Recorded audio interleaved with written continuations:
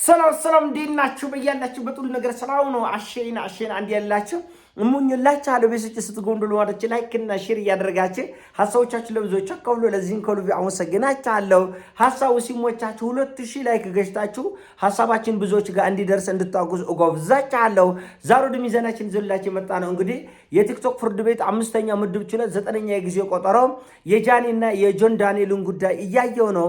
እንግዲህ ፍትሐ ብሔር ህጉም ቲክቶከር ነው፣ አቃቢ ህጉም ቲክቶከር ነው፣ ሁሉም ሚዳኛው ቲክቶከር ነው።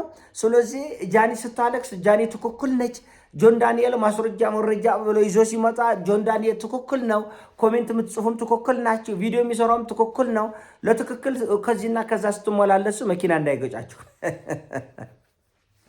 120,000 ሰው ኑሮን ትቶ ስራን ትቶ ህይወቱን ትቶ በግለሰብ ጉዳይ ይፎተፉታል። በግለሰብ ጉዳይ ይፎተፉታል። ያደለው የዓለምን ጉዳይ የዓለምን ፖለቲካ ይፎተፉታል። ያደለው የሞሳድን የሲአይኤን የኬጂቢን ጉዳይ ገብቶ ይፎተፉታል።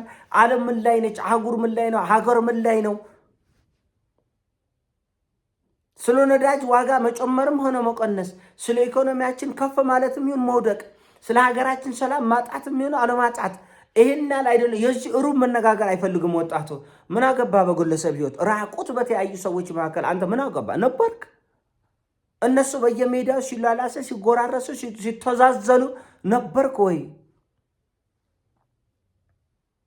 እንደዚህ እንደ ጨቅላዎች አገር ይውረሩ እንደ በእናታችሁ ያሳፍራል። በአንደኛው መቶ ክፍለ ዘመን አይመለከትም። ኑሯችን ላይ ለምን ትኩረት አናደርግም ወገኖቼ? የመጠላለፍ ነገርየን ስታዩ የመጠላለፍ ባህላችን ነጾብራቅ ናቸው። እነዚህ ልጆች በነገራችን ላይ የሀገሩም የትውልዱ ነጾብራቆች ናቸው። 5ኛ ክፍል 4ኛ ክፍል የማታ እንኳን መማር የሚገባቸው ሰዎች ሳይማሩ መጥተው ትምህርታቸው አቁመው ያለ እውቀት በባዶ ውስጥ ምን ታካፈላላችሁ? ለህዝብ ምንም የሚያካፍል የለም። አገር ጃኒን ተከትሎ አብሮ ያለቅሳል፣ አብሮ ይጮሃል፣ አብሮ ግርግር ይፈጥራል። እና እኛ ስለ ግለሰቦች ህይወት አይመለከተንም። ግን ያሳፍራል። እንደ ሀገር ስንት ጉዳዮች ያሉበት ሀገር ከፊት ለፊታችን ምርጫ አለ። ጠቀመም አልጠቀመም ሆነም አልሆነም መነጋገር የሚገባን እዚህ ጉዳይ ላይ ነው። ወደድንም ጠላንም የአገርን ዕጣ ፈንታ የሚወስን ጉዳይ ነው። ማነው ስለዛ ትንፉሽ አይለቅ? ትንፉሽ አገራዊ ምርጫ ትቶ በግለሰቦች ምርጫ ይገባል። የግለሰቦች ምርጫ ነው። በየመንደር የሚደረገው መልኮስከሰች ሁሉ ፍቅር ተብለው ተጠርተዋል። ስለዚህ ሰዎች አፍቅረናል ባሉት መንገድ መጓዝ ይችላሉ። አይመለከተንም። ግን እንደ ሀገር ህዝብ እዚህ ላይ ተጠምዶ ስታዩ ዝም ትለዋለህ አትልም። አሁን ገና ሳምንቱ ሙሉ ይሄ ጉዳይ ከአውሮፓም ከአሜሪካም ከአረብ ሀገርም ቲፎዞ ተሰባስቦ የሚጨፋጨፉበት ጉዳይ ቆላል ጉዳይ እንዳይመስላችሁ። አሁን በዚህ መሀል የፈለገ ሀገራዊ ጉዳይ የፈለገ ምድር ብትንቆጠቀጥ ኢኮኖሚ ሰማይ ቢወጣ ዶላር 1000 ብር ቢገባ ሰው በዚህ ጉዳይ ማንም ዞር ብሎ አያይም። በቃ አሁን በዚህ ጉዳይ አገር ተጠምዳለች። የፓርላማን ውሎ እኮ 120,000 ሰው ላይቭ አይቶት አያውቅም እኮ። የእኛን ዕጣ ፈንታ ግን የሚወስነው ይሄው ነው። ፖለቲካው የእኛን ዕጣ ፈንታ ይወስናል። ኢኮኖሚያዊ፣ ማህበራዊ ጉዳዮች የእኛን ዕጣ ፈንታ ይወስናል። የእኛን ዕጣ ፈንታ በሚወስን ጉዳይ ቶታ ያሳፍራል።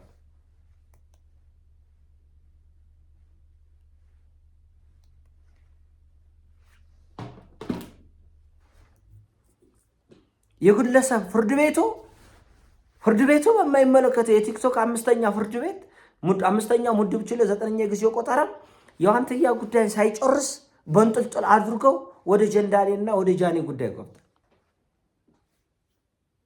አንገት ያስደፋል። በእኛ በችጋር በሰቆቃ ድንጋይ ተሸክመው አፈር ተሸክመው ባሳደጉ እናቶች አባቶች ህይወት ላይ ይሄ ጉዳይ ምን ይለውጣል? የግለሰቦች ህይወት ገብተው መፈትፈት፣ ለዛውም እዚህ ግባ የማይባሉ እንጭጮች መናገሩ እየደበረን ነው እንጂ እኮ ጆን ዳንኤል እኮ ከጃኒ ጋር እየተላላሰ እየተጎራረሰ እኮ ነው ናዮን ያስሮገዘ አይደለም እንዴ? ጃኒም ትናንትና ጆን ዳንኤል ይዞት የወጣው መረጃ ላይ ከአዶናይ ጋር ሆና ነው። ሌላ ብዙ ነውረኝነት ለኛ ስለማይመጣው አንናገርም። እዚህ ጋር ያ ሁላችሁም አይታችሁታል። ገና ሳምንት ሙሉ የሚቦካ ጉዳይ ስለሆነ አይታችሁታል። ይሾቆጥጣል። ደህና ጉዳይ ደህና ቁም ነገር እንኳን ሆነ አጀንዳ አድርጋችሁት ብታነሱት ምንም ማለት አይደለም። ሀገራዊ ጉዳዮቻችን ልንነጋገር ልንሞካከር፣ የሰው ህይወት የሚጠፋበት ኢኮኖሚ የሚወድምበት ሰላም የምናጣባቸው ለምክክር ለንግግር የሚቀርቡ ለውይይት የሚቀርቡ 100,000 ሰው አይደለም 10,000 ሰው እንኳን መጭቅሽ በፈቃደኝነት ይገኛል።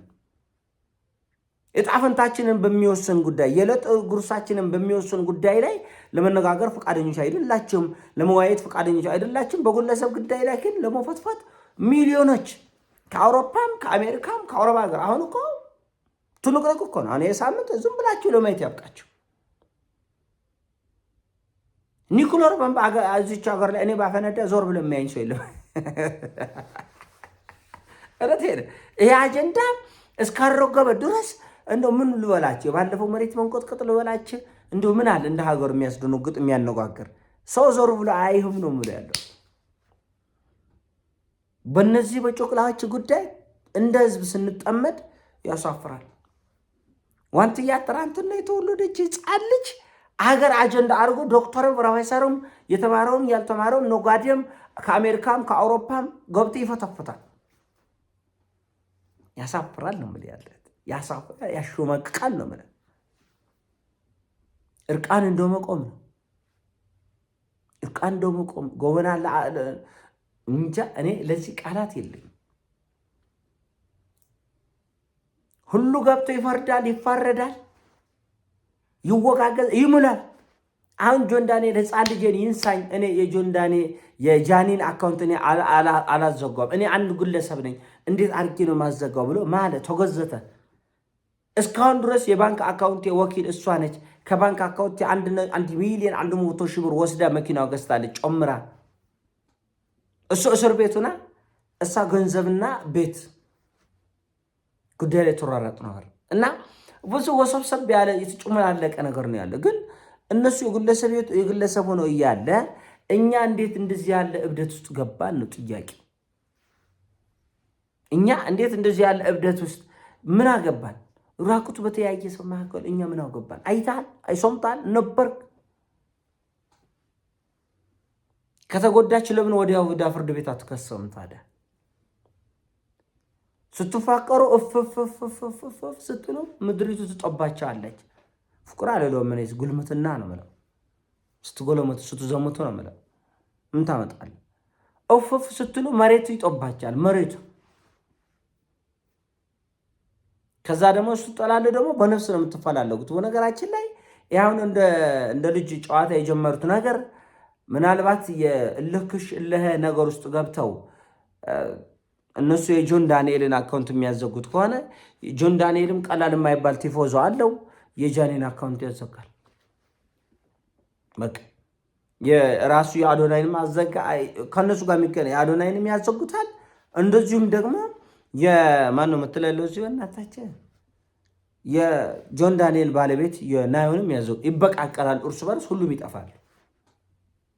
ከዛ ሌላ ፋይል ሌላ ቅሌት ሌላ ውርደት ይመጣል እና ይሄ ሁሉ ጉዳዮቻችን ይዛችሁ ወደ ቲክቶክ ፍርድ ቤት ስለምትመጡ የሚመጣውን ዋጋ ትከፍላላችሁ። የቲክቶክ ፍርድ ቤት ለጊዜው የተወሰነ ጊፍት ሊያሰጣችሁ፣ ለጊዜው የተወሰነ ነገር ልታገኙበት ትችላላችሁ። ግን ሁላችሁንም የሚያጠፋችሁ ነው። ተያይዛችሁ የምትጠፉበት ነው። በነገራችን ከዚህ ጉዳይ ጋር ግንኙነት ያላቸው ጆን ዳንኤል የጆን ዳንኤል ባለቤት ናየው የእሷም አካውንት ይዘጋል፣ የጆን ዳንኤልም ይዘጋል፣ የጃኔ አሁን የተረፈውም ይዘጋል፣ የአዶናይም ይዘጋል። ዝም ብላችሁ ለማየት ያብቃችሁ። እሱን ያዘጋብኝ ብላ እሷና ጀማዓዎቿ ተሰብስበው የጆን ዳንኤልን ካዘጉት የጆን ዳንኤል ጀማዓ ተሰብስበው የአዶናይን ያዘጋል። የአዶናይ ደግሞ የጆን ዳንኤልን ባለቤት የናዮን ያዘጋል። ሁሉም ይጠፋሉ፣ ከሚዲያ ይጠፋል። ከዛ በኋላ ደግሞ በአካል ደግሞ ሊፈላለጉ ይችላሉ። ጸቡን ደግሞ በአካል ይፈላለጋሉ እና እንደ ሀገር የሚያሳፍርም የሚያሳዝንም አንገት የሚያስደፋው ውርደት ነው። እንደዚህ ያሉ ከጥቃቅን ህፃናት ጋር ህዝብ አብሮ ሲጎርፍ ከአውሮፓም ከአሜሪካም ለዛም አንበሳ እየወረደ እኮ ነው የሚሰዳደቡ። ለዛም በዶላር እየተሰጣጥ ነው እና እንደ ሀገር በጣም የሚያሳዝን ነው። ያሳፍራል። ይሄን ሰውን አሳብ ሲሞቻችን ላይ ቃርብ ሼር አድርገው። አመሰግናችኋለሁ። ወዳችኋለሁ። ፒስ